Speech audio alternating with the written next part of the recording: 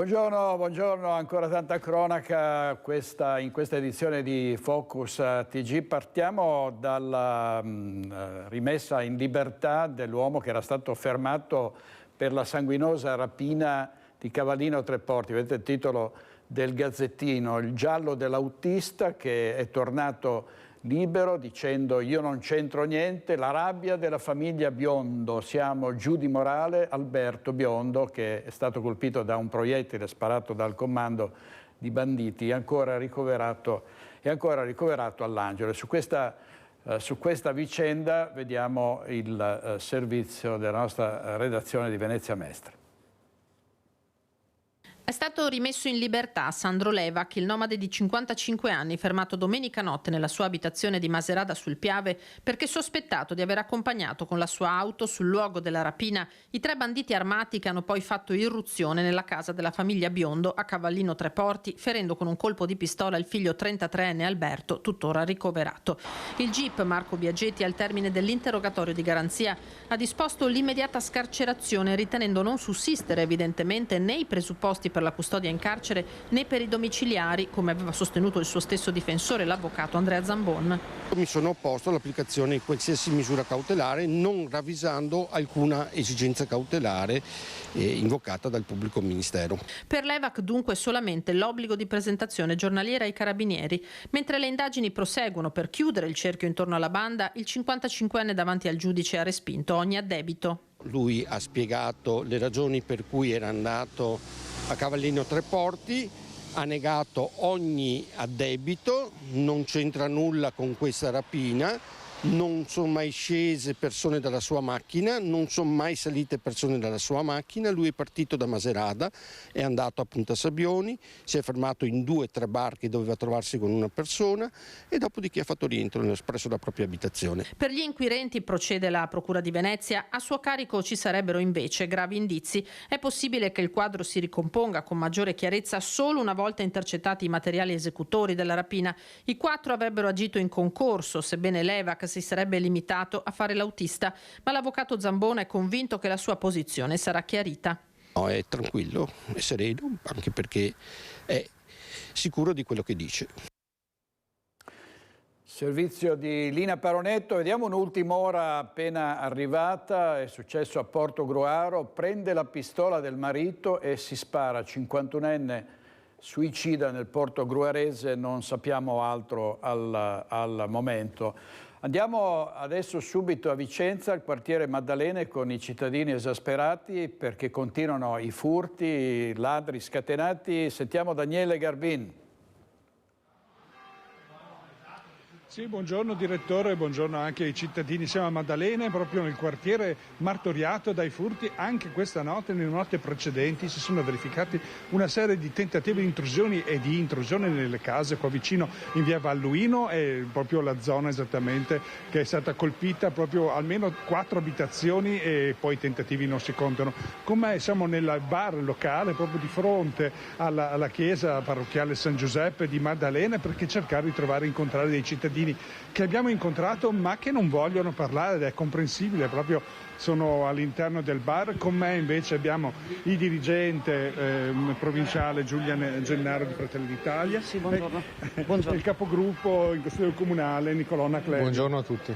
Ecco, sono qui con me perché comunque loro stanno ascoltando e stanno registrando tutti questi fatti direttamente dai diretti interessati, perché comunque stanno sollevando la questione proprio a livello locale di questa emergenza. È un'emergenza, è un ustilicidio, vedi Giulia? Sì, allora stiamo lavorando, noi di Fratelli d'Italia stiamo lavorando proprio per raccogliere anche le informazioni, oltre che riguardano il centro, anche proprio nei quartieri e nella periferia di città, perché è un problema che si sta estendendo non solo al centro della città di Vicenza, ma proprio in tutti i quartieri, nessuno escluso. Ecco, diciamo anche che qui è partito proprio ufficialmente solo l'altro giorno l'inizio dei controlli di vicinato, che era un provvedimento che proprio il coordinatore aveva cercato di sollecitare anche in altri quartieri di Santa Bertilla. Poco tempo fa in Villa Lattes è stata una serata all'inizio, le persone vogliono collaborare proprio perché c'è questa necessità di chiedere un intervento che non arriva come vorrebbero. E questi controlli come funzionano? Sì, stiamo incontrando parecchi quartieri e formando dei veri e propri comitati che chiedono di aderire al controllo di vicinato, che è un progetto che avevamo istituito 4 anni fa, quindi nella precedente amministrazione. La città in città sta sfuggendo di mano al sindaco che non dà risposte concrete ai cittadini. I cittadini sono arrabbiati, sono furiosi, qui abbiamo molti esempi in questo bar oggi e in questo quartiere. Lo diciamo da mesi, non va sottovalutata la situazione emergenziale che si sta creando a Vicenza. Il sindaco sta facendo orecchie da mercante, noi chiediamo risposte, i cittadini chiedono risposte concrete. Noi le proposte le stiamo portando avanti, stiamo ascoltando parecchi cittadini e parecchi quartieri che ci stanno contattando anche a livello di partito, quindi chiediamo all'amministrazione comunale di darsi una mossa. Ecco direttore, se vuoi facciamo qualche domanda, la situazione è questa in questo momento. Sì, Daniele, ci sono tante iniziative da parte del sindaco di Vicenza che ha aumentato la videosorveglianza per avere maggiore sicurezza anche per quanto riguarda i commercianti in centro e anche la questura ovviamente sta facendo la sua parte. Certo. Cosa chiedono, diciamo, i residenti di Maddalene, perché si sta parlando molto della mancanza di controlli capillari, di volanti che girino costantemente. Ecco, infatti è proprio questo, c'è la richiesta costante dei cittadini di maggiore vigilanza da parte delle forze dell'ordine. Abbiamo saputo dell'aumento, dell'incremento delle telecamere, anche di pattugli. Abbiamo sentito anche il Comitato Ordine e Sicurezza che ha decretato di accentrare proprio i controlli nella zona, proprio non nella periferia ma qui. Ma basta, cosa chiedono i cittadini? I cittadini chiedono un maggior presidio dei territori, perché fondamentalmente il problema non è più un problema notturno. Adesso il sindaco ha detto che vuole estendere il turno della polizia locale fino a mezzanotte, ma il problema parte dalla mezzanotte in poi, quindi non è una soluzione quella di avere il turno fino a mezzanotte della polizia locale, anche perché c'è da dire una cosa, la maggior parte dei furti vengono compiuti durante il giorno, in orari pomeridiani, quindi dalle 2 del pomeriggio fino alle 5 del pomeriggio, quindi anche i ladri, i delinquenti, i malviventi hanno iniziato a lavorare in una modalità diversa, quindi c'è bisogno di presidiare i quartieri con le forze dell'ordine. Ecco, un'altra cosa è che c'è stata la decisione di accentrare le forze dell'ordine proprio nella zona del centro storico. Ecco, qualcuno sollevava la questione, c'è la possibilità che possa essere un po' sguarnire la periferia questo? Il sindaco, il suo motto in campagna elettorale era prima i quartieri, ma si sta accorgendo che la coperta è già purtroppo troppo corta. Vanno garantiti i presidi fissi in tutto il territorio, non solo in centro storico. Siamo passati dai mediatori culturali che millantavano in campagna elettorale a richiedere con emergenza il ritorno dell'esercito in città, quindi si stanno accorgendo che la realtà è ben diversa da quella che raccontavano.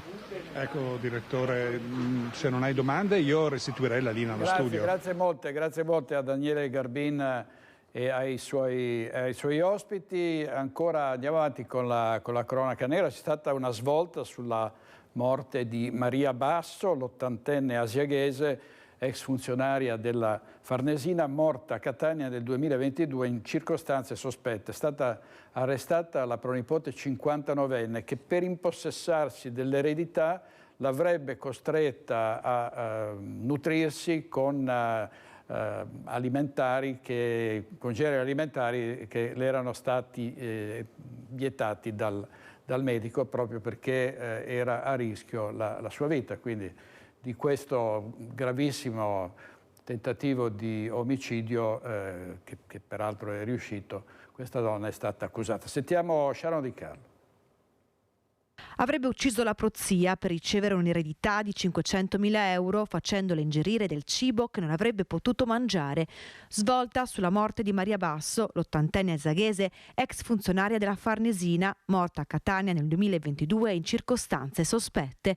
Arrestata infatti dai carabinieri di Aci Castello con il supporto della compagnia di Acciariali Asiago, la pronipote 59enne catanese accusata di circonvenzione di incapace e di omicidio. Un vero e proprio progetto criminale, quello della pronipote, secondo l'atto d'accusa della Procura di Catania. La 59enne, infatti, avrebbe fatto sottoscrivere all'anziana un testamento pubblico con cui veniva istituita come unica erede universale e a soli 2 giorni dalla sottoscrizione dell'atto, ricostruisce la Procura, la pronipote, contravvenendo alle prescrizioni mediche, avrebbe portato fuori a pranzo l'anziana facendole mangiare cibi solidi a lei vietati, provocandone dopo qualche giorno la morte per gravi difficoltà respiratorie. C'è la soddisfazione che viene portato a termine un percorso che è durato più di 1 anno nell'ambito della fase delle indagini preliminari con una grave incriminazione. Speriamo ora che la giustizia possa fare il suo corso per acclarare le responsabilità di questi fatti che sono molto gravi e che hanno colpito una famiglia, quella appunto dei cugini Basso. Soddisfatto Roberto Rigoni Stern, avvocato della famiglia Basso, ma anche sindaco del comune di Asiago, a chiedere giustizia non solo alla famiglia ma anche tutta la comunità asiaghese. È stato un fatto questo che ha colpito profondamente gli asiaghesi, perché la signora Basso peraltro era ospite della casa di riposo Villa Rosa, che è una casa in cui lavorano molti nostri cittadini che le prestavano assistenza e le portavano conforto. Adesso andiamo a vedere qual è stato il cordoglio e il dolore di una intera comunità per la morte di Stefano Geller, malato di distrofia muscolare, che per tanti anni ha lottato per ottenere il suicidio medicalmente assistito. Avrebbe potuto farvi ricorso, ma non è stato necessario perché sono intervenute cause naturali che hanno provocato la morte di Geller. Andiamo in diretta da Vanessa Banzato.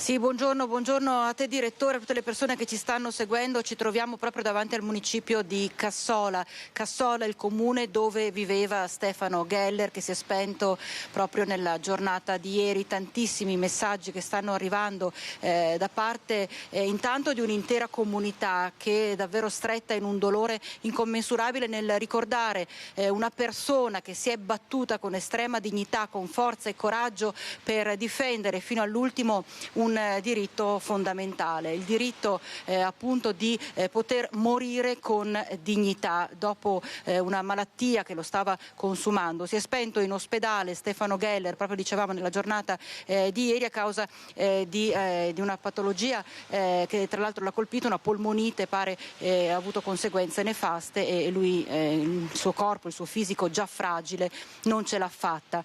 Dicevo, l'intera comunità si stringe in un dolore enorme e con me c'è proprio il sindaco di Cassola, Aldo Maroso, che conosceva molto bene Stefano Geller e ha seguito passo passo questa sua battaglia. Perché tra l'altro anche in regione venisse approvata, che la regione Veneto fosse la prima regione in Italia ad approvare la legge sul fine vita, questo diritto che dovrebbe spettare a ogni uomo e a ogni donna. Una comunità che si stringe, quindi. Sì, certamente abbiamo seguito per anni la lotta di Stefano e la notizia mi è arrivata inaspettata, direi, con molto dispiacere e anche con molta tristezza, proprio perché non ha potuto vedere la conclusione della sua battaglia che ha iniziato tanti anni fa, con tanto coraggio e con tanta caparbietà e fermezza. Ma credo, sono sicuro anzi, che questo passaggio sarà di stimolo per molti affinché chi deve, la regione ma anche il governo soprattutto, fare questa legge tanto richiesta venga finalmente fatta. È veramente uno scandalo che non sia stata fatta, perché è una legge certamente che dovrà rispettare tutte le sensibilità molto diverse, trasversali a tutte le ideologie, alle politiche, ai partiti, anche alle persone stesse, però è una legge che va assolutamente fatta. Mi spiace moltissimo per lui, che ha sofferto tantissimo e non ha potuto vedere questa conclusione. Sono sicuro che però sarà un passo in più questo per portare a questa conclusione la partita che lui ha iniziato tanti anni fa. Tra l'altro ricordo una delle frasi che lui ripeteva sempre: la legge sul fine vita significa che io amo terribilmente questa vita, è il mio amore per la vita che mi porta a lottare per poter usufruire di questo diritto e di rispetto e amore per le persone persone che mi vogliono bene, che mi stanno accanto. Di conseguenza, al di là di tutte poi le strumentalizzazioni che ci sono state a livello politico, era proprio un grandissimo amore per la vita quello che aveva Stefano Geller. Sì, assolutamente sì, e ciò che mi ha molto colpito è che di questi dibattiti di cui parliamo spessissimo anche in televisione, no?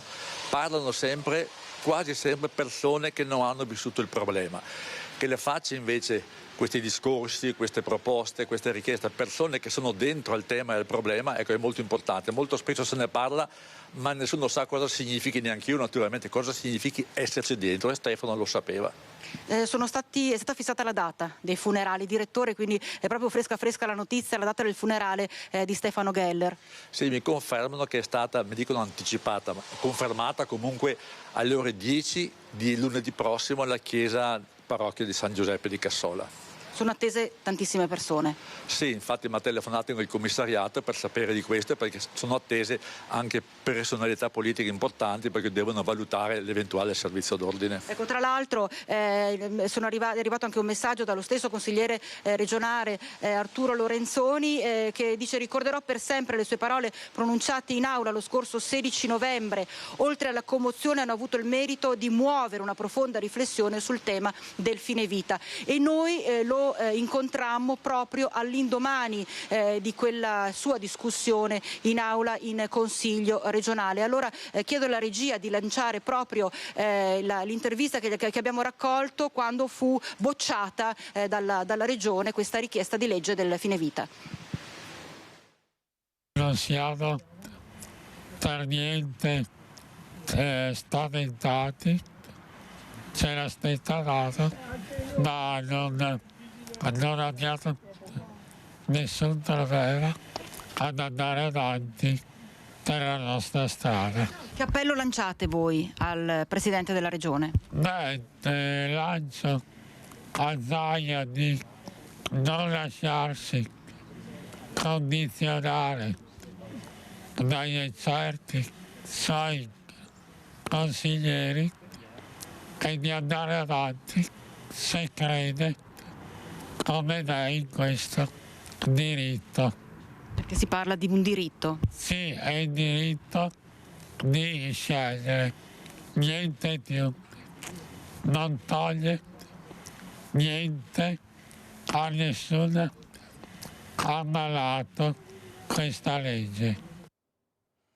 E lunedì alle 10, come avete sentito da Vanessa Banzatto, i funerali di Stefano Geller, e ovviamente noi seguiremo le esequie. Andiamo adesso a Venezia, nel Palazzo Grandi Stazioni, dove è in corso un confronto sulla pista da bob di Cortina d'Ampezzo. Parliamo di Olimpiadi Invernali 2026. Sta parlando il presidente del CONI Giovanni Malagò. Sentiamo. 20 milioni di euro. 20 milioni di euro. È una pubblicità per Verona, per la città, per l'Arena, per il Veneto, per l'Italia incredibile. Cioè riuscire a fare una cerimonia conclusiva di Olimpiadi con persone disabili all'Arena costruita qualche migliaia di anni fa, credo sia una cosa bellissima. Grazie.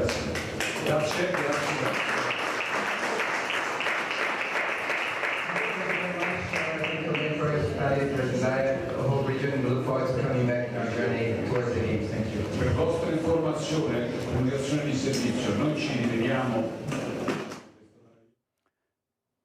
Adesso era Giovanni Malagò, ha concluso il suo intervento, avete sentito, ha parlato della giornata conclusiva delle Olimpiadi Invernali del 2026 con un grande evento all'Arena di Verona alla fine, ma anche all'inizio, ovviamente, in apertura dei giochi. Andiamo alla politica, perché c'è davvero molta tensione tra maggioranza e opposizione dopo la bocciatura del terzo mandato in Commissione Affari Costituzionali. La Lega sostiene che non ha nessuna intenzione di arrendersi rispetto a questo no al terzo mandato, che preclude al Presidente Zaia la possibilità di continuare nel ruolo di governatore, ma sentiamo subito il servizio della nostra redazione politica. Stop al terzo mandato, l'emendamento salva governatori uscenti non passa, bocciato da una larga maggioranza, presentato dalla Lega per consentire a sindaci e governatori di andare oltre il secondo mandato, in qualche modo per blindare Zaia in Veneto. Così non sarà.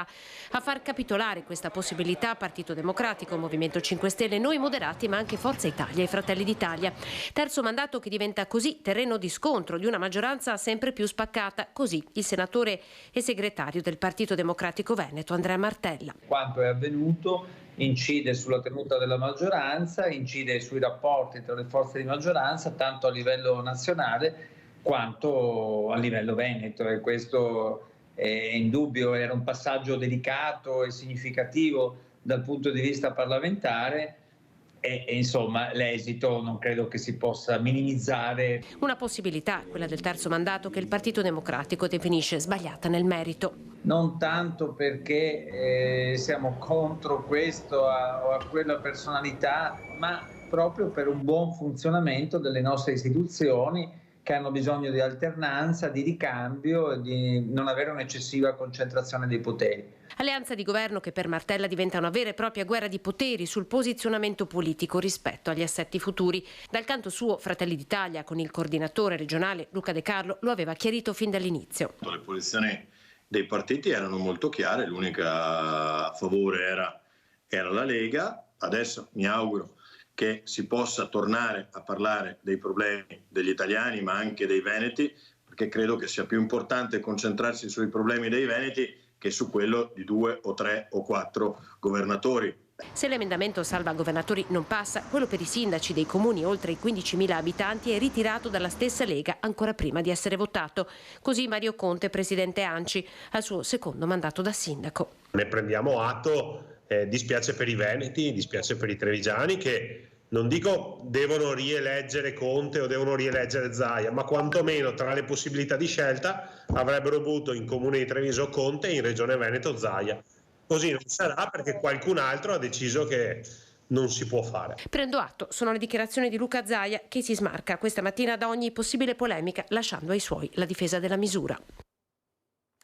E si aprono quindi nuovi scenari per le regionali 2025, ma anche per le europee, perché si pensa che il presidente Zaia potrebbe essere capolista alle europee. Peraltro lo vedo adesso in diretta dal Palazzo Grandi Stazioni, quindi andiamo subito. C'è il confronto sulle Olimpiadi invernali 2026. Vedo Ilaria Marchiori, il nostro tecnico, quindi andiamo in diretta appena sono pronti. Non ancora. Allora sentiamo cosa ha detto ieri sera a Focus, dopo la bocciatura del terzo mandato, il presidente dell'intergruppo Lega-Liga in Consiglio regionale, Alberto Villanova. Sentiamo. Presupposto che i cittadini non sappiano come votare, cioè non sappiano se dare o meno la propria fiducia nei confronti di un governatore o di un sindaco che è già stato eletto 2 o 3 volte, come nel caso del presidente Zaia. Io credo sarebbe giusto considerare e dare la libertà ai cittadini di potersi esprimere, cioè di avere sulla scheda elettorale anche il nome del presidente Zaia, anche se ha già fatto dei mandati in regione. Questo perché? Perché se un cittadino reputa che si sia comportato bene, che abbia amministrato bene la regione, non vedo perché non possa rivotarlo. Partendo da questo presupposto, che secondo me è l'errore principale, dopo ci sono delle questioni che rasentano anche l'assurdo. Allora, questo era Alberto Villanova, però andiamo in diretta a Grandi Stazioni perché sta parlando il presidente. Sentiamo.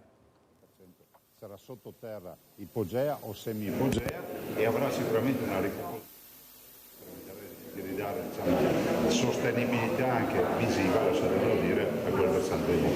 È un progetto per il futuro, però Presidente questo l'hanno detto tutti gli artisti, cioè non è sostenibile gestire questa pista, a meno che non ci mette soldi lo Stato e la Regione Veneto. Stiamo parlando innanzitutto della pista più vecchia al mondo, che è una pista iconica, una pista che si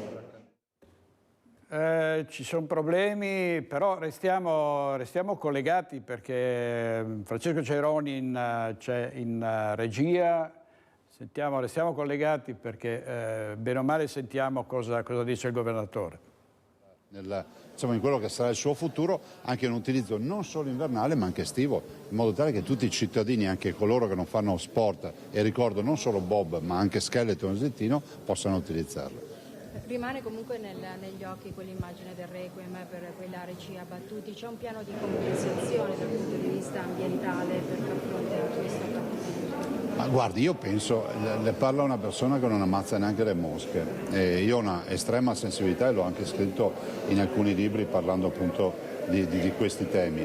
Penso che sicuramente, guardando il fatto fine a se stesso, il taglio di un albero è sempre qualcosa di violento. Dall'altro vorrei dire due cose: intanto che la ricomposizione ambientale ci porterà ad avere più bosco e riuscire a fare quello che oggi non si riesce a fare in una discarica, perché nessuno mai lo dice. Stiamo parlando di una discarica, tant'è vero che c'è un'approvazione non ultima della sovrintendenza rispetto a questo intervento che dovrà essere migliorativo rispetto a quella discarica. Quanto in generale, ma con il massimo rispetto, al tema deforestazione, vorrei quantomeno che si partisse da un dato concreto. Non vuol dire che si giustifica il taglio neanche di una pianta erbacea, che in Italia ogni anno, dati ufficiali, lo dico perché comunque questi dati li ho studiati, se ne vanno 100.000 ettari di prato che cedono il posto a un bosco che avanza, che è il vero tema. Quindi no, al taglio degli alberi, per carità, ci sta, ma non si dica che questo è la deforestazione, perché noi abbiamo il problema contrario in montagna. È comunque una vittoria il fatto di aver tenuto il bob a Cortina, anche per lei che si è tanto speso. È preoccupato però anche lei per le tempistiche, visto che questa preoccupazione è stata sollevata anche dal CIO?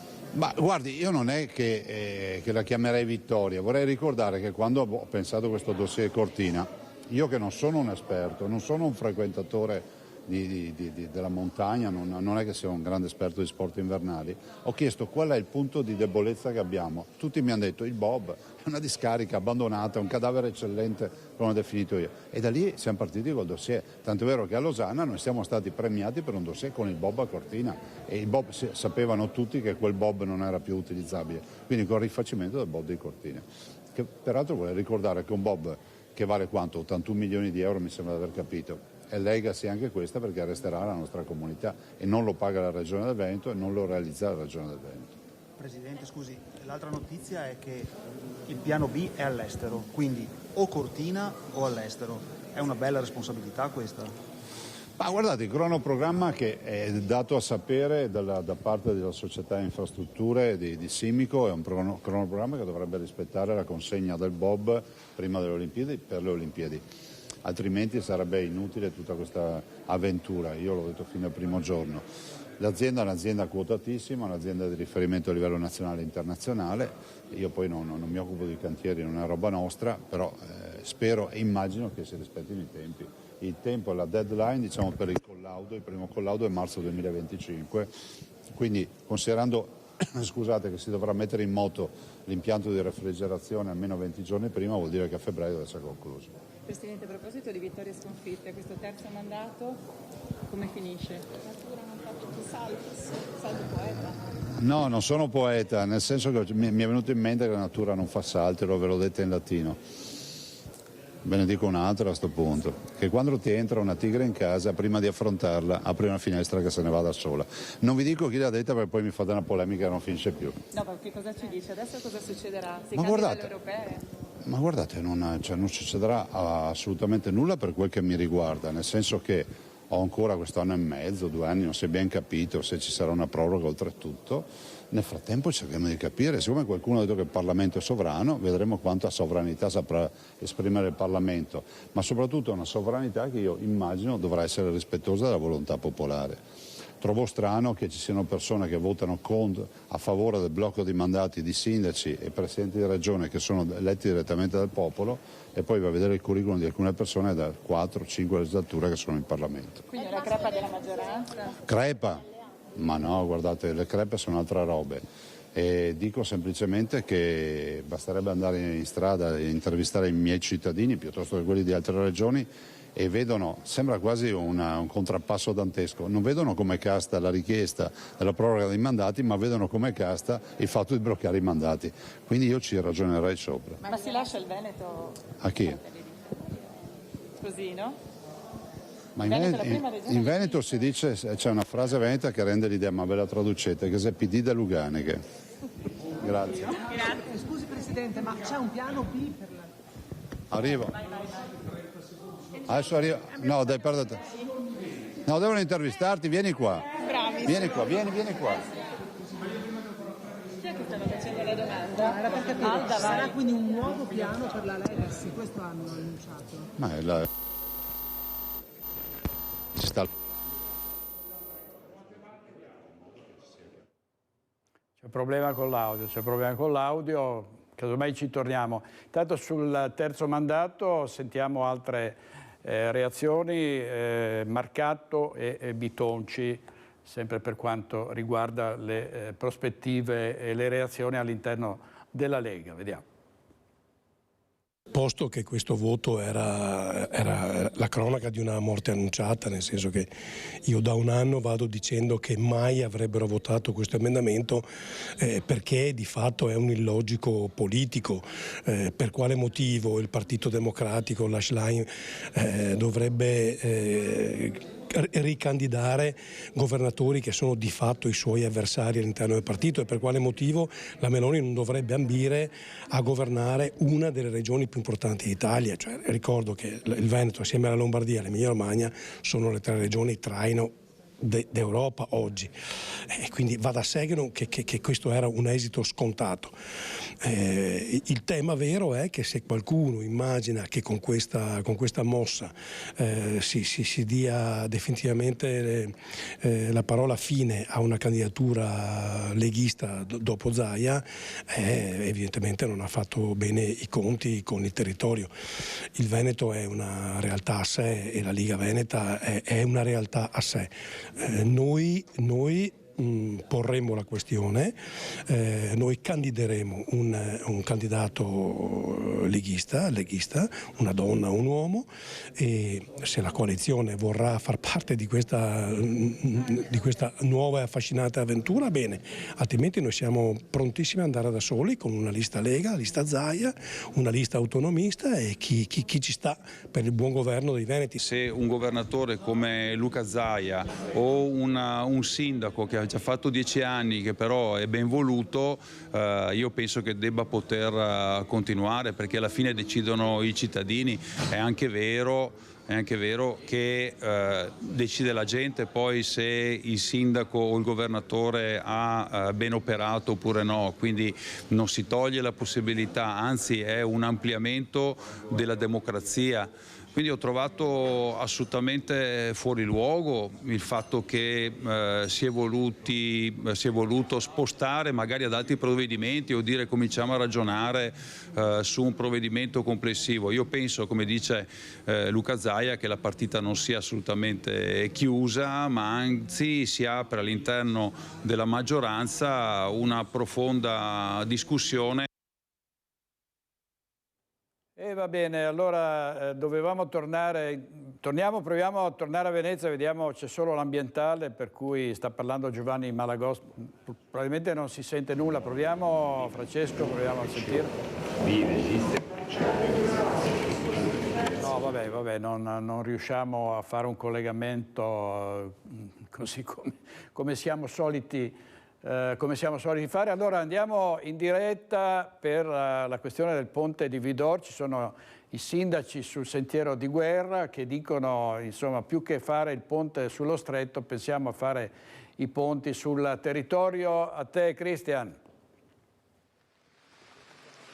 Sì, direttore, buongiorno, esattamente così mi trovo in uno dei luoghi simbolo della viabilità della Marca con Nicoletta Rizzetto, il ponte di Vidor, una storia infinita, una storia tutta veneta che si porta avanti da ormai decenni, però forse siamo arrivati a un punto di svolta, nelle settimane in cui la politica romana è impegnata sul ponte sullo stretto con tutte le polemiche del caso anche relative all'inchiesta avviata da pochi giorni. Però i sindaci del territorio che sono qui con me, Mario Bailo del Comune di Vidore, Luciano Fregonese, sindaco di Valdobbiadene, dicono bene, adesso mostrateci il progetto e poi parliamo delle risorse. Progetto definitivo che dovrebbe essere pronto quando, sindaco Bailo? Da Veneto Strade ci avevano detto che dovrebbe essere pronto fine aprile o fine marzo o comunque entro il mese di aprile, quindi mi aspetto che veniamo convocati a Veneto Strade per appunto farci vedere questo progetto ed eventualmente anche il computo della spesa, insomma, ecco, che più precisato. Si parla di circa 75 milioni di euro, comunque una cifra inferiore ai 100 milioni di euro per il nuovo ponte di Vidore. Sindaco Fregonese. Sì, queste sono le indicazioni sommarie che ci sono state date, ovviamente aspettiamo il computo metrico di dettaglio, ma l'ordine di grandezza è sicuramente questo. Una volta presentato il progetto dovrete battere cassa, perché questo è il tema, le risorse perlomeno a livello regionale non ci sono o non ci sono tutte, così aveva confermato la stessa assessora De Berti nei mesi scorsi, quindi si tratta di andare a Roma, sindaco Bailo. Certo, sì.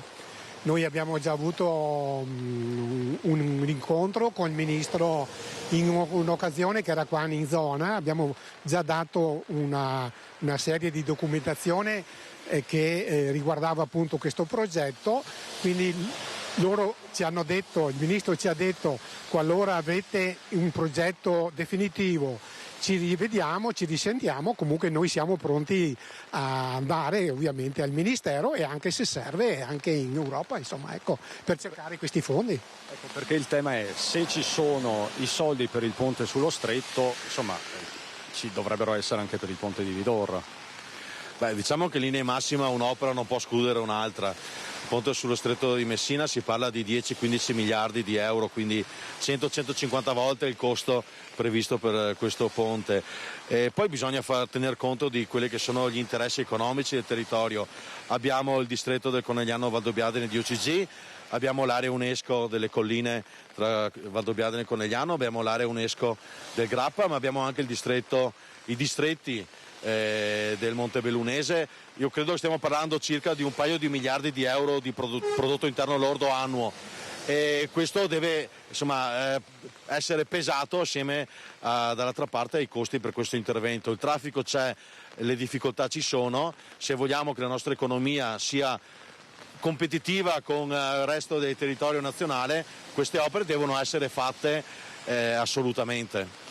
È del tutto evidente, direttore, lo vedi dalle immagini di Nicoletta Rizzetto, che questo ponte è totalmente inadeguato al traffico attuale, al traffico soprattutto pesante. Quindi di fatto, sindaco Bailo, ribadiamolo, una volta che avrete in mano finalmente questo progetto di cui si parla da 20 anni, forse anche di più, e questo forse verso la fine di marzo si va a Roma per rendere quest'opera strategica. Appunto, ripeto, appena avremo questo progetto in mano nostra, noi ci attiveremo per andare a vedere dove si possono avere questi fondi per fare questo intervento o come diceva appunto il collega, necessario per la nostra zona, perché se succede qualcosa in questo tratto di strada o comunque quello appena usciti da Vidore, la viabilità è completamente Cristian, bloccata. dobbiamo andare a Venezia, che c'è Malagò, che abbiamo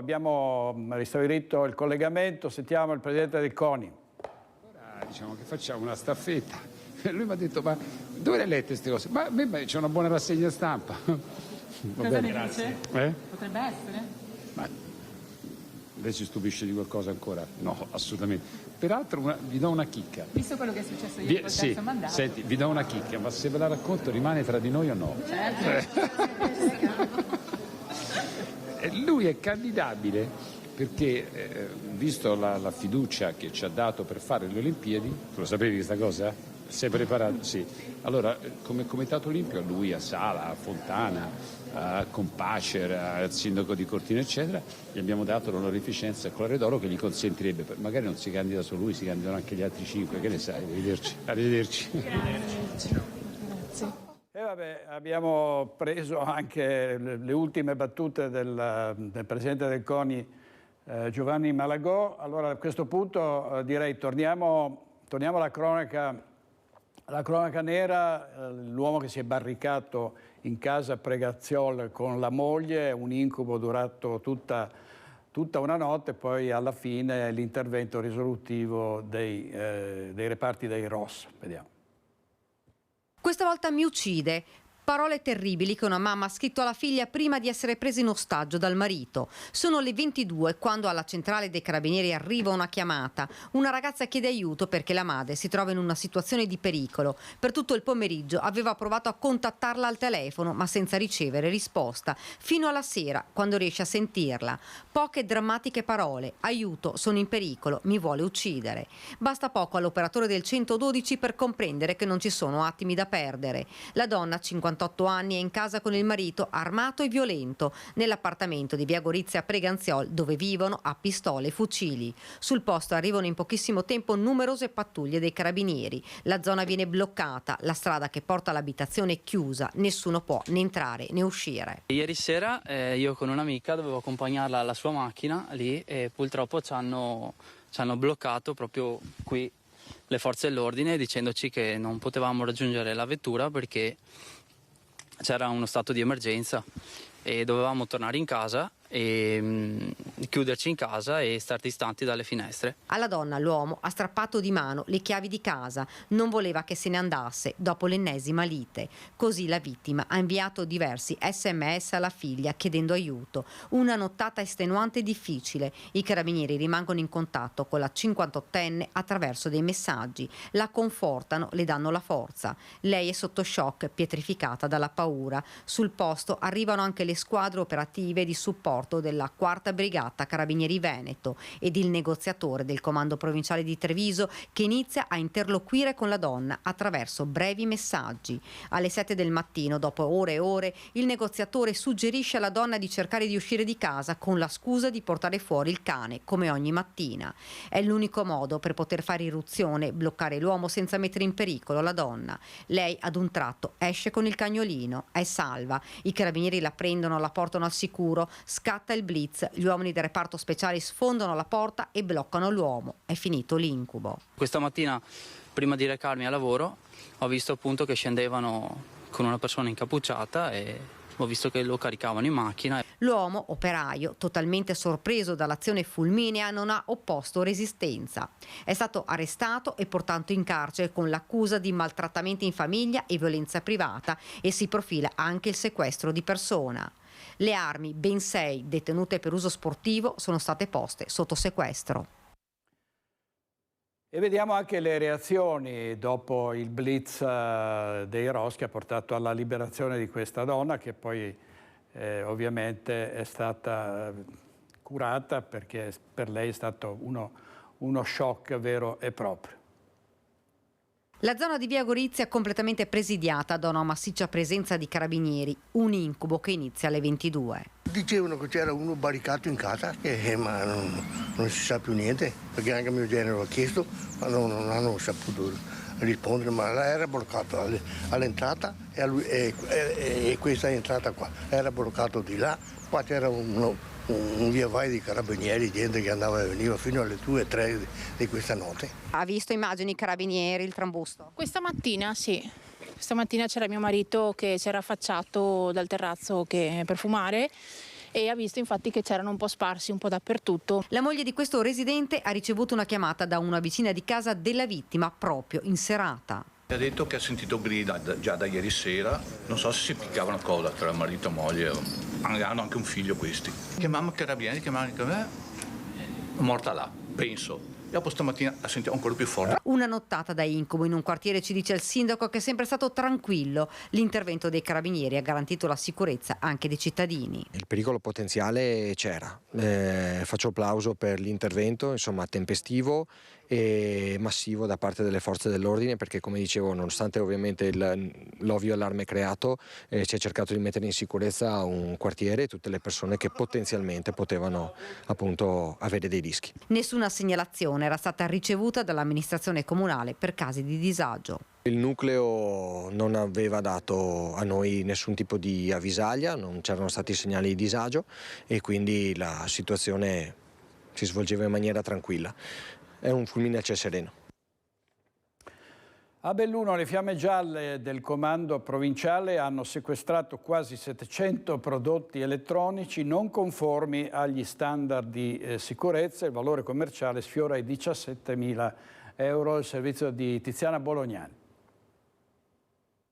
Cuffie, auricolari wireless, Bluetooth e cablati, tutti irregolari, cioè privi delle indicazioni minime che debbono essere riportate sui prodotti o le confezioni destinate al consumatore, commercializzate sul territorio nazionale. Blitz della Guardia di Finanza di Belluno in un negozio del capoluogo dopo sopralluoghi mirati e segnalazioni ad hoc giunte al comando provinciale di Via Mezzaterra. I finanziari hanno sequestrato 672 prodotti non conformi agli standard di sicurezza per un controvalore di circa 17.000 euro, ma contrariamente alle aspettative, ad essere segnalato alla Camera di Commercio è stato il titolare del negozio di nazionalità italiana, che ora rischia una sanzione che potrebbe arrivare fino a un massimo di 26.000 euro circa. La condotta contestata dalle fiamme gialle si riferisce all'obbligo previsto dal Codice del Consumo di riportare sul prodotto in maniera visibile e leggibile in lingua italiana la denominazione, i dati del produttore e dell'importatore, il paese d'origine, i materiali impiegati e le istruzioni per l'uso. Soddisfazione per la Guardia di Finanza di Belluno, impegnata com'è su tutto il territorio provinciale con una attenta attività di prevenzione e di contrasto a tutela della salute e della sicurezza dei consumatori e a garanzia di eque condizioni di concorrenza. È cominciato ieri a Padova il processo sui tamponi rapidi che erano stati usati durante la seconda ondata di Covid e acquistati dalla Regione Veneto nel 2020. Imputati Roberto Rigoli, ex direttore delle microbiologie del Veneto, e Patrizia Simeonato, che all'epoca dei fatti era la guida di Azienda Zero. Sentiamo Valentina Visentini. Prima udienza del processo sui tamponi rapidi acquistati dalla Regione Veneto e utilizzati per lo screening durante la seconda ondata del Covid a fine del 2020. Imputati il professor Roberto Rigoli, ex responsabile delle microbiologie del Veneto, e la dottoressa Patrizia Simeonato, che all'epoca era direttore generale di Azienda Zero. I due imputati, rinviati a giudizio un anno fa, non erano presenti in aula e durante l'udienza gli avvocati della difesa hanno sollevato la questione di nullità del decreto che disponeva il processo, perché contenente la vecchia imputazione antecedente le modifiche fatte in sede di udienza preliminare.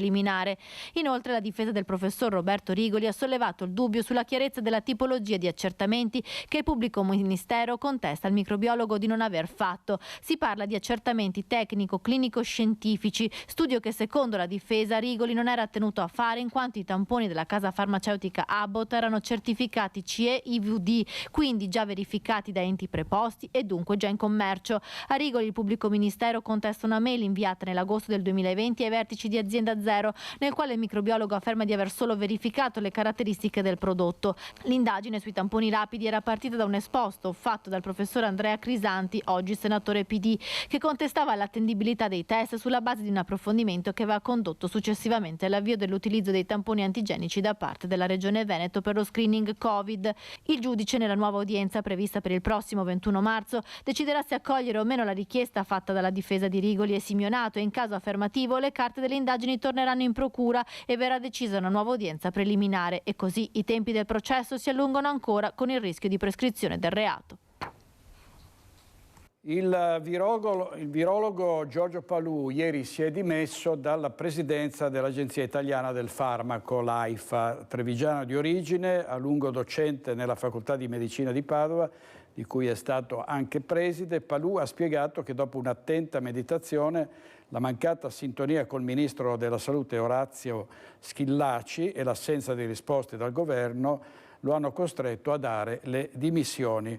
Il messaggio è stato rivolto ai consiglieri del CDA e ai direttori dell'ente regolatorio nel corso di una riunione informale. Le reazioni alle dimissioni di Palù non sono tardate ad arrivare. Le sue dimissioni sono il più grande regalo che potesse fare all'Italia, ha detto il senatore del Partito Democratico Andrea Crisanti, che Palù ai tempi del Covid aveva definito zanzarologo. Ringraziamenti invece per il suo lavoro all'AIFA sono arrivati dal governatore del Veneto Luca Zaia, che dice la sua professionalità di alto livello di virologo e scienziato è stato uno dei riferimenti che ci hanno permesso di affrontare il Covid. Andiamo ancora sulla cronaca. A Padova è stato ritrovato un cadavere nel Brenta e si tratterebbe dell'uomo che per sfuggire a un controllo di polizia si era lanciato nelle acque del fiume. Dopo 2 giorni di ricerche andate a vuoto, ieri pomeriggio i vigili del fuoco hanno ripescato il corpo senza vita di un uomo nel fiume Brenta. Quasi sicuramente lo sconosciuto che si era gettato in acqua nella notte tra lunedì e martedì per sfuggire ad un controllo di polizia a Vigonza.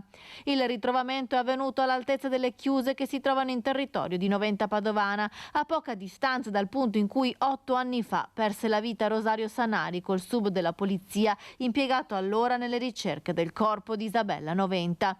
I sommozzatori dei vigili del fuoco, grazie all'utilizzo di un sonar, hanno individuato e portato a riva il corpo dell'uomo. Potrebbe essere lui lo sconosciuto che la polizia stradale aveva sorpreso in atteggiamenti sospetti accanto a un mezzo pesante in una piazzola di sosta adiacente la A4 a Vigonza, mentre cercava di rubare gasolio con un complice che invece si era dato alla fuga lungo l'argine e che è stato fermato dagli uomini della questura. Secondo le prime indiscrezioni dovrebbe essere un 20enne dell'Est Europa. Il corpo dell'uomo ripescato nelle acque del Brenta invece non è ancora stato identificato. È stato esaminato dal medico legale e ora è a disposizione dell'autorità giudiziaria. Addosso non sono stati ritrovati documenti. In regia per questa edizione di Focus TG Francesco Ceronna e Andrea Basso. Andiamo a Treviso, dove c'è un vigilante a sorvegliare casse ingresso del PAM di via Zorzetto. Così si presentava oggi il supermercato dopo l'ennesima violenza che ha visto ieri pomeriggio finire a botte un litigio tra clienti. C'è stato l'immediato intervento della polizia locale.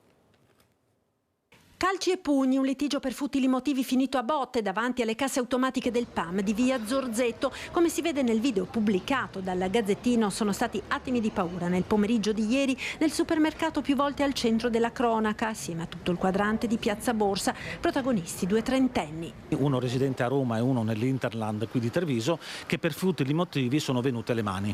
È successo tutto all'interno del supermercato, la pattuglia è intervenuta veramente nel giro di pochissimi minuti ed è riuscita a intercettare le 2 persone e a identificarle.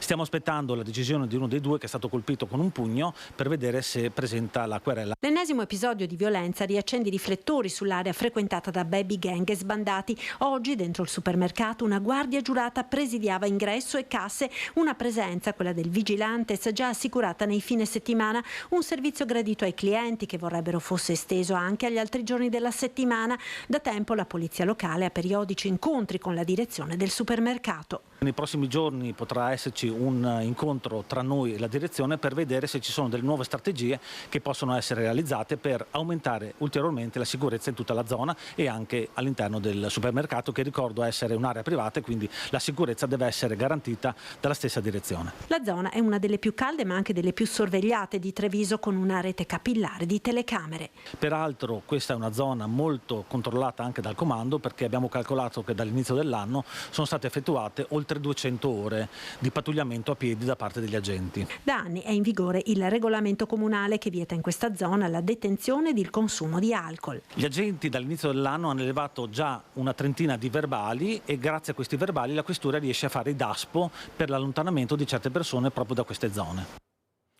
Servizio di Marta Marangon, avete sentito il comandante Andrea Gallo, e non è la prima volta che ci sono episodi di violenza nel quadrante di Piazza Borsa. I commercianti hanno un diavolo per capelli, chiedono maggiore sicurezza. Sentiamo le reazioni.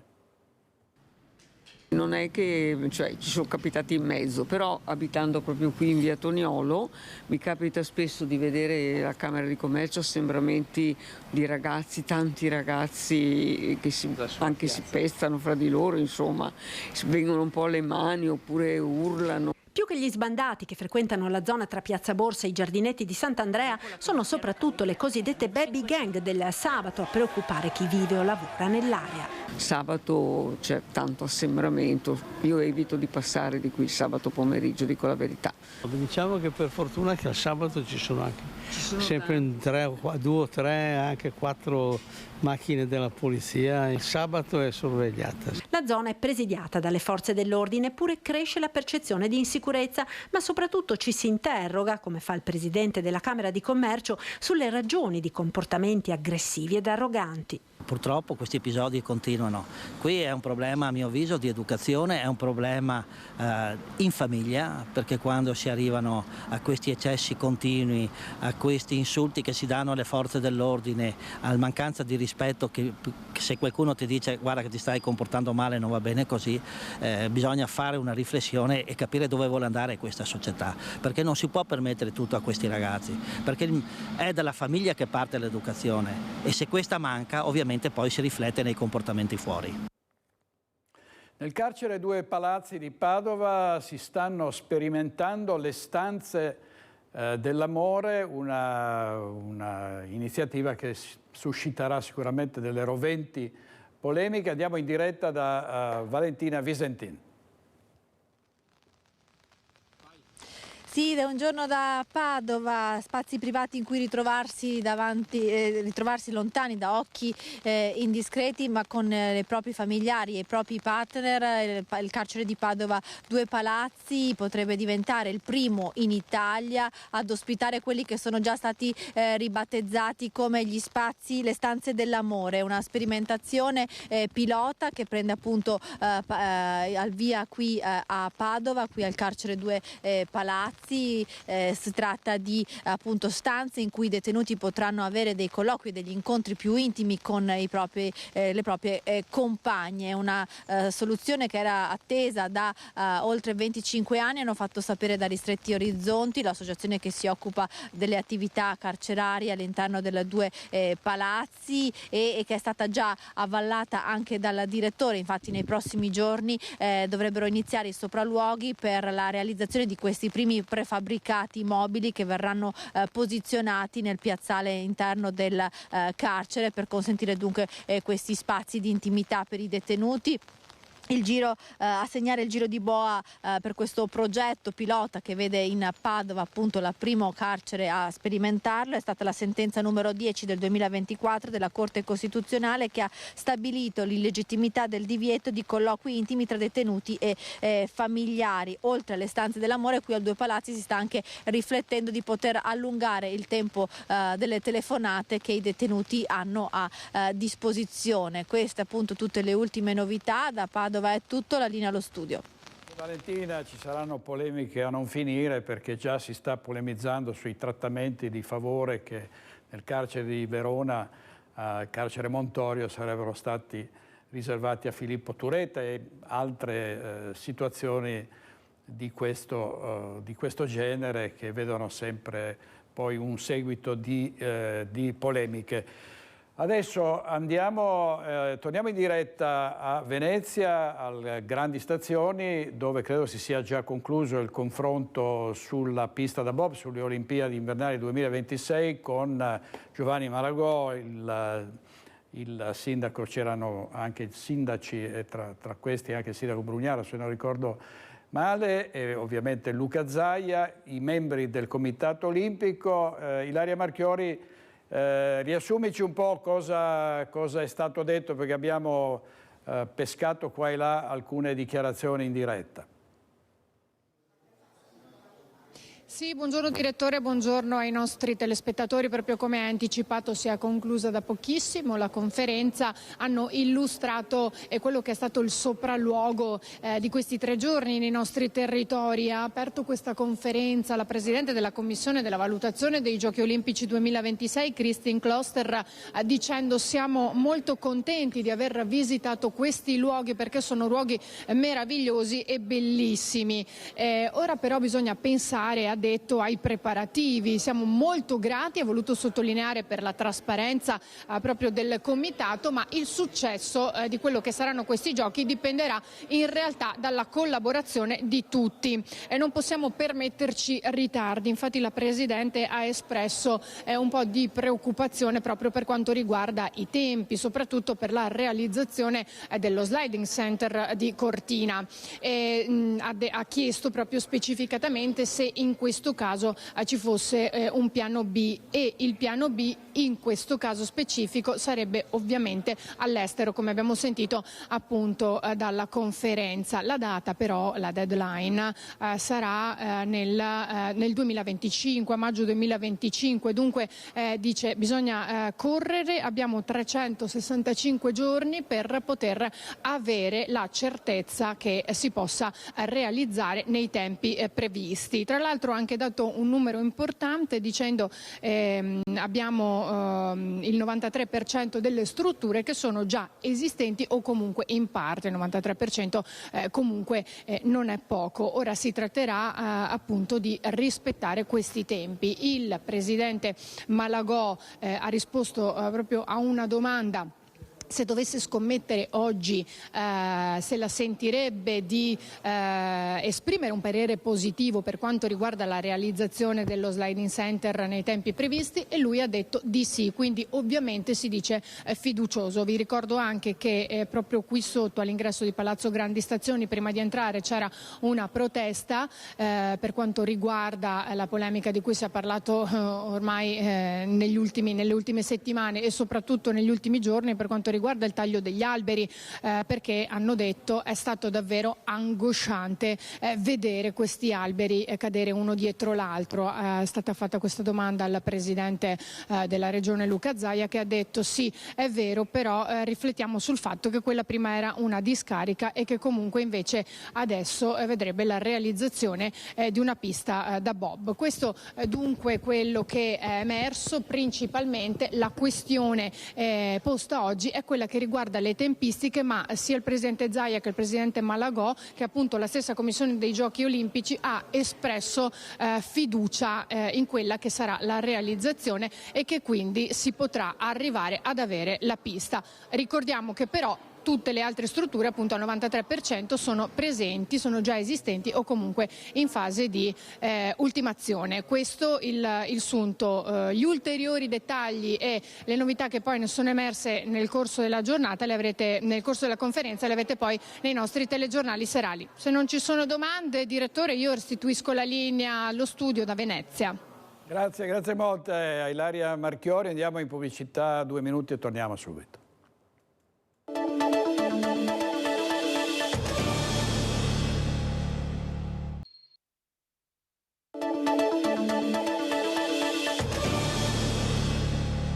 Aveva trasformato la casa della madre nella sua centrale per lo spaccio di droga ed è tra le persone che sono state arrestate in un blitz della polizia in 2 appartamenti in zona Stazione e Terra Negara a Padova. Nascondeva le sue riserve di droga in casa della mamma, gestiva un fiorente giro di spaccio di hashish. Il 24enne padovano arrestato durante il blitz antidroga dei poliziotti della squadra mobile che hanno sequestrato mezzo chilo di hashish nascosto nell'appartamento che il giovane condivideva con la mamma. L'intervento in via Malibran, in zona Terranegra, dove era stato segnalato da tempo uno strano andirivieni. Gli agenti che tenevano d'occhio lo stabile hanno atteso che un cliente acquistasse la droga. Addosso al 24enne sono stati trovati 50 grammi di hashish e altri 400 in una stanza della casa, suddivisi in 7 panetti con tutto il kit per confezionarli. Poco lontano dall'abitazione del giovane, i poliziotti hanno notato una donna invece avvicinarsi ad un'altra casa e ricevere una bustina in cambio di 50 euro. A quel punto è scattato un nuovo intervento degli agenti che hanno bloccato l'acquirente con 4 dosi di cocaina appena cedute da un 28enne tunisino. Lo straniero aveva altri 25 dosi dello stesso stupefacente nascosti nella camera da letto del suo appartamento che si trovava sempre in via Malibran. I controlli dei poliziotti si sono spostati poi in zona Stazione Arcella. Il terzo arresto infatti è avvenuto tra via Aspetti e via Minio, dove è stato bloccato un 34enne tunisino che aveva appena venduto una dose di cocaina, sequestrati anche 560 euro in contanti. L'ultimo arresto è stato in stazione, dove è stato bloccato un 29enne gambiano intercettato mentre cercava di nascondersi sotto un furgone dopo essersi disfatto di 20 grammi di hashish e 12 dosi di marijuana. Il ragazzo accoltellato al parco Hayez di Mestre, che poi è ricoverato all'ospedale dell'Angelo, le sue condizioni sono ancora gravi. Intanto è stato fermato uno dei suoi 2 aggressori. È stato fermato un moldavo per l'accoltellamento avvenuto ieri sera al parco Hayez in zona Cipressina a Mestre. E ora la squadra mobile della Questura di Venezia sta cercando il complice, anche grazie alle immagini di alcune telecamere di videosorveglianza del comune posizionate nei dintorni. Questo è il punto in cui il 18enne è stato accoltellato intorno alle 18, proprio mentre qui al parco c'erano ancora dei ragazzini e dei bambini che giocavano e qualche passante. Il ragazzo di origini russe è stato ferito al torace dopo aver subito un intervento delicato durato alcune ore e resta ricoverato in gravi condizioni all'ospedale All'Angelo di Mestre. La prognosi è riservatissima e bisognerà attendere ancora delle ore prima di scioglierla. Secondo quanto riferito da alcuni testimoni, il 18enne sarebbe stato avvicinato dai due giovani che gli avrebbero chiesto insistentemente dei soldi e dopo l'ennesimo rifiuto da parte sua uno dei due avrebbe estratto il coltello per colpirlo. Da chiarire se i tre si conoscessero e soprattutto se ci fosse un motivo specifico alla base della loro richiesta, ma qualcuno che conosce bene la zona racconta. Alla sera il parco diventa terra di nessuno, dove ragazzi giovanissimi e non vengono per fumare o spacciare. È stato già segnalato alla municipalità la situazione, determinate situazioni attirano determinate persone che non hanno certo voglia di fare del bene. Sono gente giovane, soprattutto dell'Est Europa, misto anche con ragazzi italiani, ma tra di loro fannosi aggregazione e chiaramente quello che è successo è, come dire, speriamo sia il finale e non l'inizio di una situazione non più controllabile. Quindi serve un controllo vero nel senso non un passaggio delle forze dell'ordine che capisco che siano impegnate al massimo, ma serve una presenza, magari un passaggio a piedi per il parco. Abbiamo sentito i residenti della zona, c'è preoccupazione, ma fatta eccezione per le ore notturne, molti considerano il parco Hayez un luogo tranquillo e a misura di famiglie e bambini.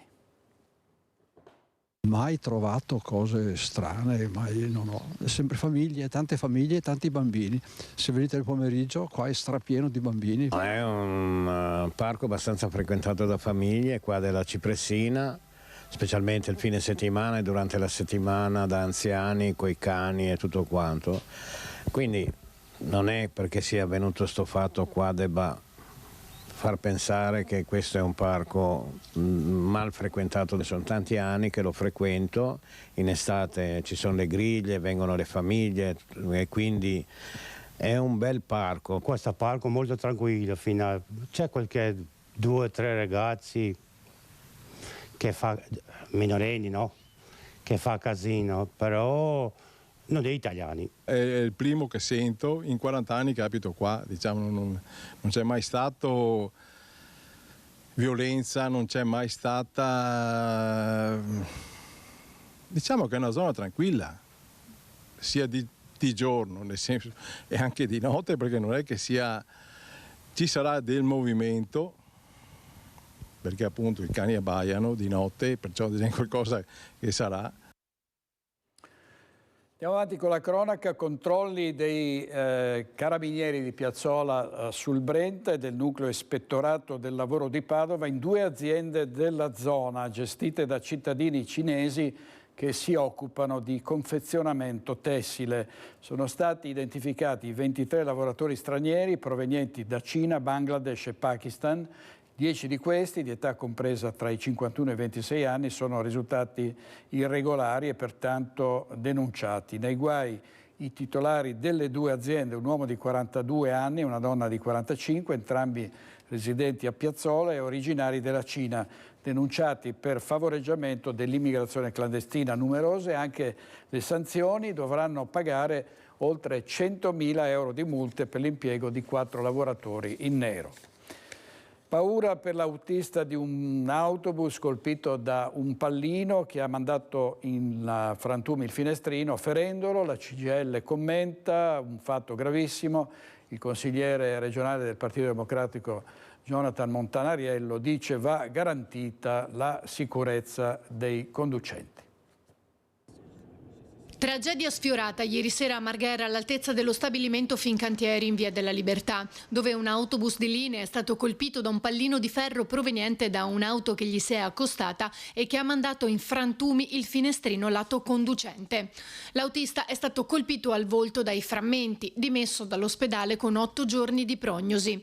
Un episodio grave che mette in luce ancora una volta la gestione della sicurezza e su cui è intervenuto il consigliere regionale Montanariello. È successo a poche centinaia di metri da quel maledetto cavalcavia che tutti ricordiamo a Mestre e a pochi metri da un altro cavalcavia. Immaginate cosa sarebbe potuto succedere se l'autista fosse stato maggiormente traumatizzato e avesse perso il controllo del mezzo.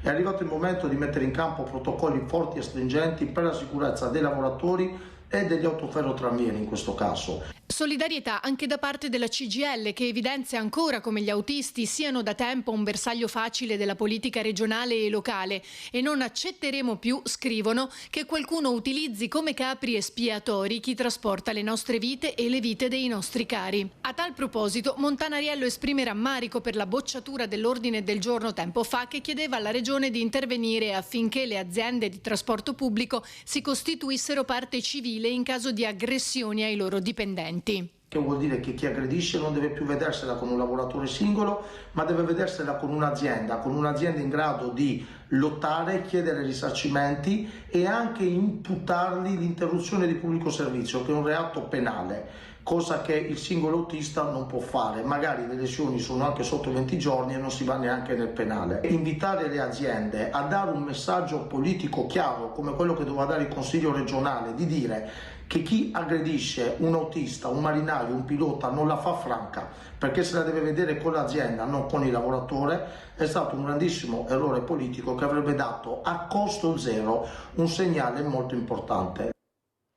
La mancanza di sicurezza è un grosso problema anche per Vicenza. I commercianti si sono coalizzati invitando il comune a ripopolare le vie e le piazze come antidoto alla criminalità. L'equazione della sicurezza: più parcheggi, più eventi, uguale più gente, più vetrine accese, meno desertificazione, meno degrado e meno criminalità.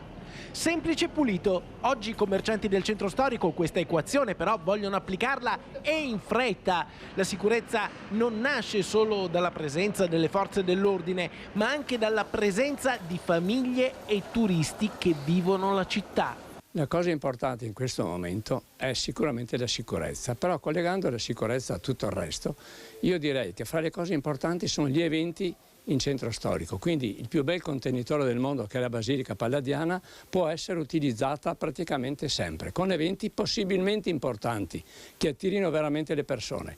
Bisognerebbe fare più eventi culturali nella Basilica Palladiana, cercare di attirare i giovani, cercare di coinvolgerli in maniera completa, perché la cultura è la base di ogni cosa. Servono eventi e deve essere la cultura a caratterizzare Vicenza, la città del Palladio, soprattutto in Basilica, ma non solo. Ci sono anche altri spazi da valorizzare e soprattutto bisogna richiamare i giovani. La cultura è un antidoto all'ignoranza, ma anche alla maleducazione, all'inciviltà. La cultura è formativa. Magari fare qualche mostra, magari anche in piazza, qualche artista anche più contemporaneo che possa attivare, far vedere ai giovani l'arte com'è, non solo nella noiosità magari di quello che si studia a scuola, ma anche qualcosa di più contemporaneo. Ma non bastano gli eventi per richiamare i vicentini in centro storico, è necessario anche che la città sia nelle condizioni di poter ospitare cittadini e turisti che arrivano con la macchina anche per questioni di sicurezza, soprattutto la sera. Per rivitalizzare il centro storico c'è una cosa da fare: parcheggi gratis la sera e i sabati e la domenica, sempre parcheggi gratis, e dal sabato alla domenica anche i parcheggi all'esterno delle mura, le strisce blu, gratuitamente. Sicuramente aprire la ZTL anche a chi non è residente in varie fasce orarie per poter magari accedere al centro più facilmente. Sicuramente i parcheggi, perché è un punto dolente della città, quindi mettere delle fasce orarie a prezzo o più basso o gratuito, magari nei weekend. Aumentando il parcheggio e aumentando i posti, la gente riesce a parcheggiare prima, inquina molto meno e nello stesso tempo diamo anche più sicurezza al centro. E abbiamo portato ovviamente tutte queste lamentele, queste proteste al sindaco di Vicenza. Giacomo Possamai, sentiamo cosa ha detto. La rivitalizzazione del centro storico è fondamentale anche dal punto di vista della sicurezza, perché è evidente che i luoghi dove ci sono tante persone che sono vissuti sono anche luoghi più sicuri. Per questo ho chiesto a 4 assessori, l'assessore alla cultura, quello alle politiche giovanili, l'assessore al commercio, l'assessore agli eventi, di fare una vera e propria task force, un gruppo di lavoro per costruire insieme ai commercianti, alle associazioni, a tante realtà anche sportive, culturali, un vero e proprio programma di iniziative che caratterizza il centro storico in questa fase ancora invernale e poi nella fase primaverile, per riempire il centro storico di persone, di vita, di gente e quindi per renderlo più sicuro. Una task force per rigenerare il centro storico di Vicenza, un team di 4 assessori al commercio, ai grandi eventi, alla cultura e alle politiche giovanili, per creare un calendario di eventi continui che possono dare una risposta alle istanze dei commercianti e dei vicentini. Da parte sua però l'ex sindaco Francesco Rucco chiede di garantire una maggiore rotazione dei parcheggi con fasce orarie a costi agevolati. Garantire la possibilità attraverso anche il rapporto con la nuova società che gestisce il GPS delle fasce orarie in cui si può parcheggiare magari in maniera agevolata in un accordo con i commercianti attraverso una tariffa oraria o ridotta o addirittura azzerata per la prima ora, e dopodiché ricavare dei nuovi posti auto. La direzione scelta per esempio per il Parco Fogazzaro di fare una ciclabile che toglie spazio ai parcheggi in questo momento è un errore da parte dell'amministrazione Possamai, che paghiamo in termini di posti. Abbiamo necessità di trovare degli spazi nuovi. Francesco Rucco invoca spazi nuovi, a cominciare dal rivedere il Parcanove attraverso il progetto della nuova Bertoliana, e poi c'è sempre fermo il progetto dell'ex macello. Noi abbiamo proposto la riqualificazione a parcheggio dell'ex macello, che sarà oggetto sicuramente di una ristrutturazione che prevede la liberazione di Piazza Matteotti con il ricavo di nuovi posti auto appunto all'interno dell'ex macello. Nel Parcanove, che è praticamente una nuova progettazione all'interno dello studio di fattibilità sulla nuova Bertoliana, già presentato e depositato in Comune di Vicenza, e nuovi spazi sui quali si sta lavorando. Abbiamo dei progetti sul Piazzale Giusti, abbiamo dei progetti sull'ex parcheggio vicino ai Giardini Salvi, abbiamo altri spazi sui quali poter intervenire, quindi bisogna lavorare per riqualificare aree di parcheggio nuove e poi naturalmente aprirle alla città. E vediamo i titoli del giornale di Vicenza, se riusciamo a vederne alcuni per il momento. Aspetta un attimo Francesco, vediamo se riusciamo a riprenderli. C'è questo, truffa sentimentale online, qui siamo a Schio, dietro all'amica virtuale si nascondevano 3 nigeriani che sono stati denunciati, poi l'incendio in un garage deposito di una ditta, i vigili del fuoco evitano il peggio, i furti in serie all'OVS, 31enne riconosciuto e denunciato. Poi nel Vicentino sempre meno bambini, l'agonia delle scuole materne. Non c'è più tempo per il futuro del Nevegal, siamo nel Bellunese, la situazione appare più critica di quanto si possa immaginare. La gara per la cessione in concessione degli impianti ancora in fase di stallo, e sempre più lontana anche l'ipotesi di rilancio presentata dagli algerini che sono spariti dai radar. Il Nevegal è praticamente abbandonato, ci sono case in vendita perché ormai è diventata una zona molto ma molto isolata. Vediamo. Forse qualcuno l'ha presa troppo alla leggera, forse il piano faraonico presentato la scorsa estate dall'amministratore unico di Nevegal 365 è stato solo un bel sogno che ha illuso il colle e la città intera, perché il Kamel Layaci è sparito dai radar e del gruppetto di soci algerini restano solo le generalità riportate nel registro delle imprese della Camera di Commercio.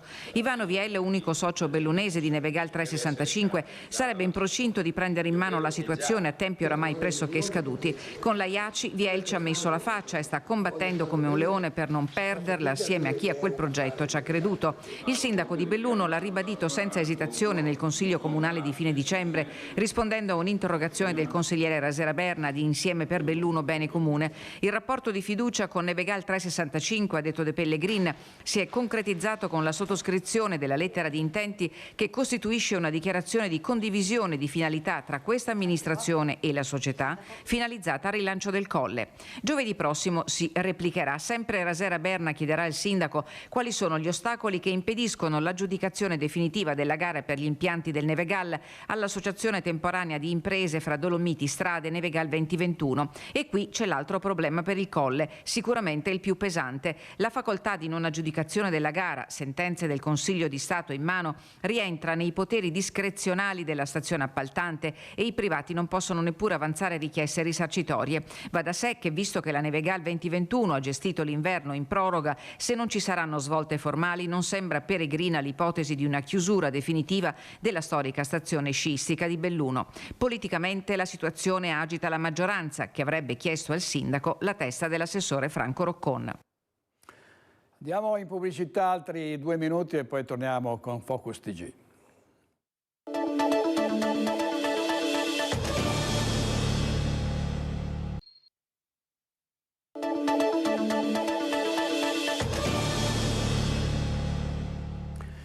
La questione dei lupi, sapete che ce ne sono tantissimi sull'altopiano di Asiago, tanto per fare un esempio, ci sono gli allevatori disperati perché i loro capi vengono sbranati ai lupi. Decisioni importanti sui lupi pare verranno prese dai 27 ministeri dell'ambiente degli Stati membri dell'Unione Europea. Sentiamo.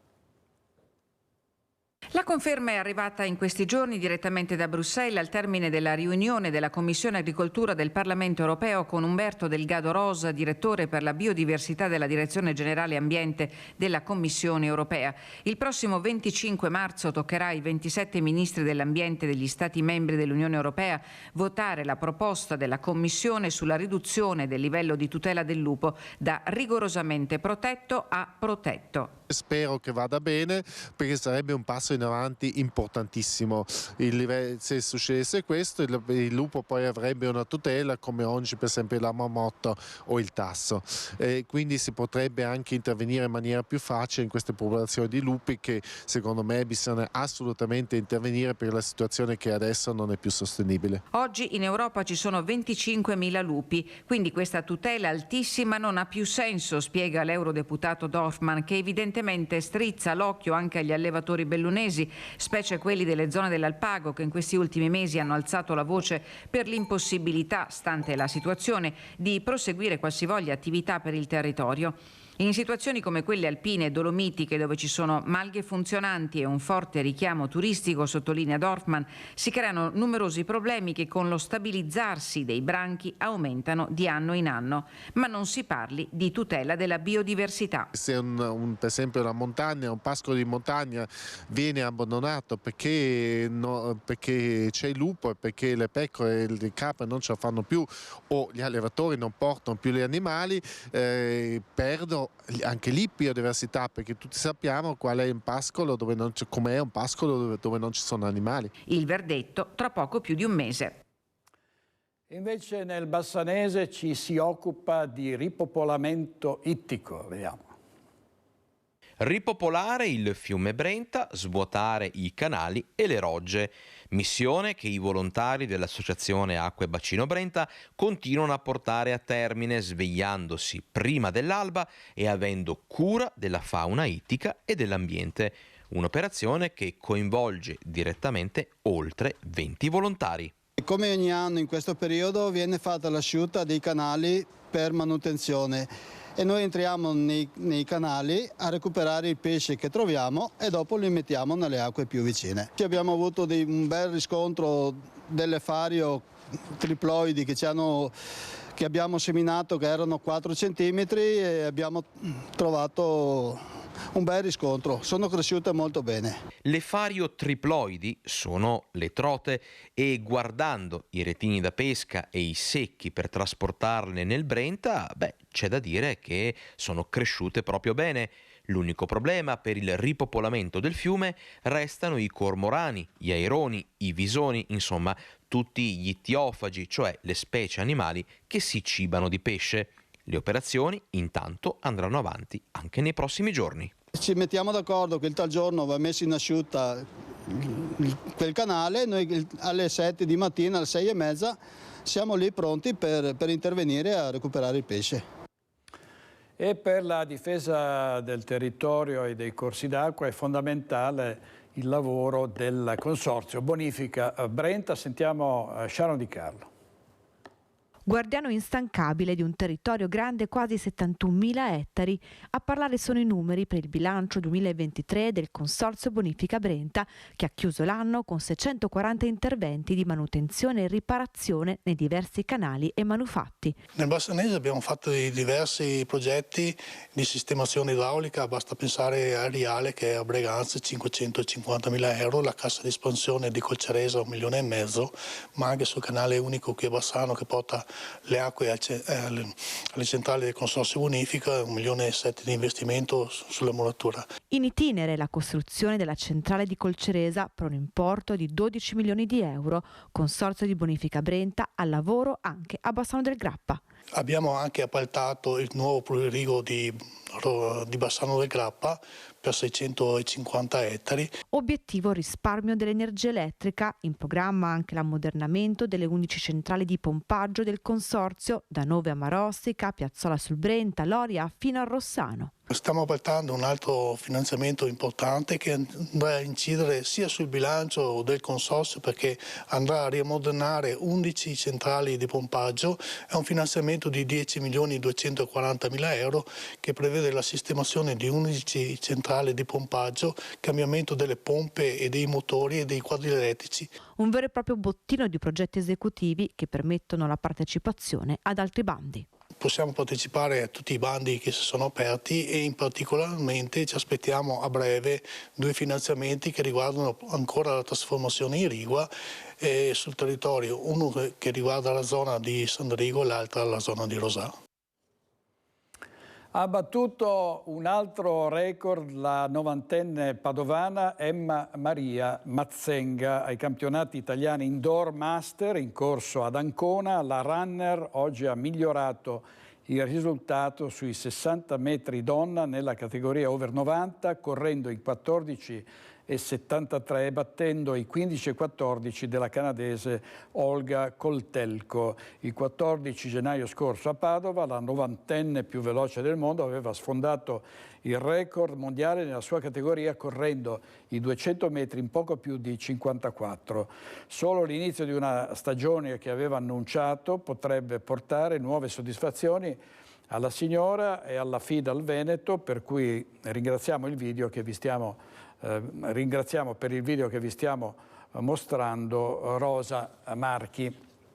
È tutto per oggi, complimenti a questa campionessa, grazie a Francesco Cerone e Andrea Basso in regia, ci vediamo stasera a Focus alle 21:15, buona giornata.